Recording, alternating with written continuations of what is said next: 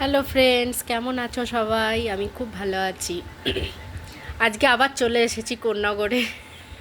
এসেছি তার একটা কারণ হলো আমাদের শালকিয়া, মানে হাওড়া ডিস্ট্রিক্টে আজকে মানে জল নিয়ে ভীষণ আর কি অবস্থা খারাপ। জল আসেনি, হঠাৎ করে জলের পাইপ ফেটে গেছে।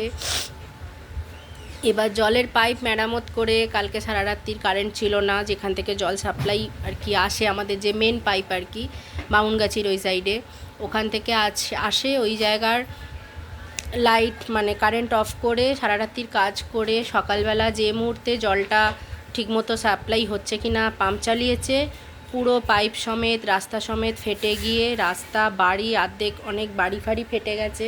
বীভৎস অবস্থা। এখন কবে জল আসবে কোনো কিচ্ছু ঠিক নেই, কেউ কিছু বলতে পারছে না। খুব প্রবলেমের মধ্যে হাওড়াবাসী রয়েছে।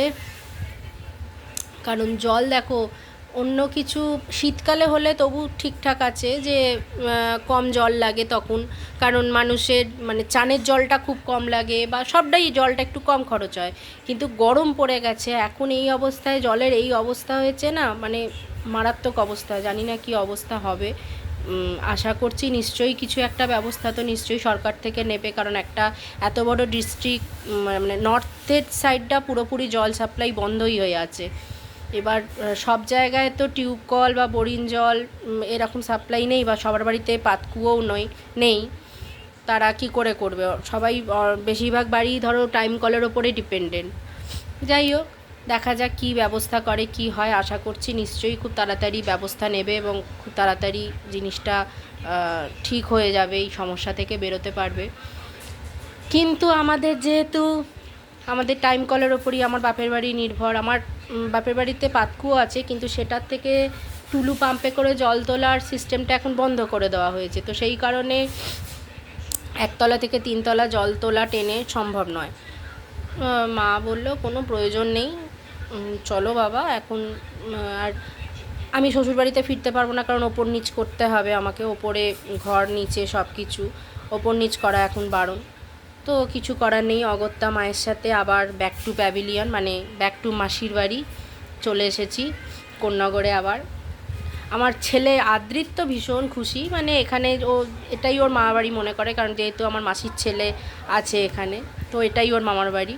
ও মানে ভীষণ খুশি, এখানে এলে কেউ কিছু বলে না, বেশ বিন্দাস থাকতে পারে, কেউ কিছু মানে বকাঝকা করে না, সব সময় সবাই বেশ আড়াল করে করে সব কিছু রাখে। তো সেই কারণে ও খুব ভালো একদম মজাতে থাকবে। জানি না কবে। এখন আমার চিন্তা কী বলো তো, সামনে আমার বাপির বাৎসরিক, তো বাড়ির মধ্যে কাজটা হবে, এবার তার মধ্যে জল সাপ্লাইটা যদি স্বাভাবিক না হয়, সেটা খুব টেনশানের একটা ব্যাপার হয়ে যাচ্ছে। যাই হোক, ঠাকুরের কাছে প্রে করি যেন জিনিসটা স্বাভাবিক হয়ে যায়, কারণ বাড়ির মধ্যে কাজ হলে জলটা তো মাস্ট না, জলটা তোমার লাগবেই যেভাবে হোক। দেখা যাক কি হয়। আজকে অনেক দিন পর আবার তোমাদের সাথে গল্প করতে এলাম। সেই লাস্ট কথা বলেছিলাম সোমবার, হ্যাঁ সোমবার কথা বলেছিলাম, তারপরে আর ভিডিও করা হয়নি। আসলে কি জানো তো, এই ছেলের খাতা দেখানো, তারপরে মানে এইসব নিয়ে এত ব্যস্ত ছিলাম। ছেলের খাতা দেখানো হয়েছে, মোটামুটি ভালো রেজাল্ট করেছে তা না, আবার একদম বাজে সেটাও নয়, করেছে মোটামুটি রেজাল্ট করেছে। কারণ এবছর ওর ভালো রেজাল্ট হবার কথাও নয়, একটা বছর ধরে ভীষণ টালমাটাল গেছে। বছরের প্রথমে আমার বাপি চলে গেছে, তারপরে আদ্রিতের একটা ছোট বললে ভুল হবে, একটা 6 বছরের বাচ্চার কাছে সেটা একটা মেজর অপারেশান, দুটো অপারেশান একসাথে ওর হয়েছিল। তোমরা সবাই জানো, তোমরা খুব উইশ করেছিলে, ও তাড়াতাড়ি সেই জন্য রিকভার করেছে তোমাদের সবার আশীর্বাদে, ঈশ্বরের আশীর্বাদে। তো সেটা ওর মানে যে সময়টা পড়াশোনা করার টাইমটা না ওর ভীষণ নষ্ট হয়েছে। তারপরে আবার একদম পরীক্ষার ঠিক 1 মাস আগে, মানে ফাইনাল এক্সামের ঠিক 1 মাস আগে আমার পা ভেঙে গেছে। তো সেই হিসেবে ওর রেজাল্ট এবারে যে খুব ভালো হবে না এটা মানে আমার জানা কথা ছিল। করেছে মোটামুটি, ক্লাসে উঠেছে, মানে এখনও ইউনিট টেস্টের নাম্বারগুলো জানি না, শুধু ফাইনাল এক্সামের খাতাগুলো দেখিয়েছে, মানে 80 নাম্বারের খাতাটা দেখিয়েছে, 20 নাম্বারের মধ্যে কত পেয়েছে কিছু জানি না।